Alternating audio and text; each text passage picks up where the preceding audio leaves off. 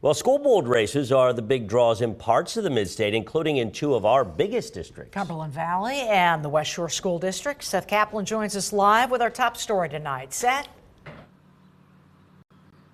Yeah, live, Alicia and Dennis from Lower Island Township Fire Station number 2. As you can see, not much of an after work rush, rather. One voter coming out there.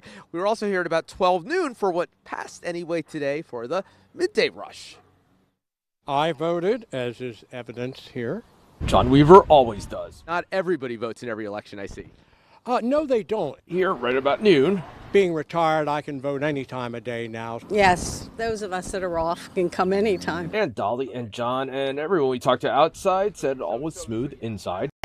Well, thank you. Election day can go well for all voters. It cannot go well for all candidates. In West Shore and Cumberland Valley school districts, conservatives won the majority in 2023.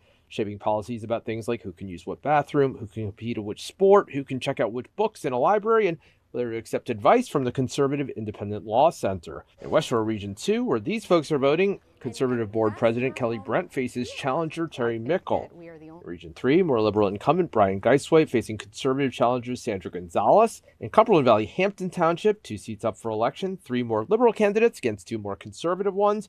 In the Middlesex and Monroe part of the district, 1 conservative and 2 liberals vying for a seat.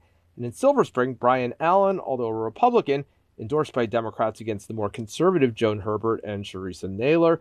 The first election after a conservative majority voted to cancel an anti-bullying speech by actor Malik Pancholi, who is gay, before reversing that decision. This looks to be a characteristically low turnout primary. And I hope more people come out. John Weaver remembers his late mother. But she said every vote counts. And that's something I've taken to heart, and I try to honor her every time I vote.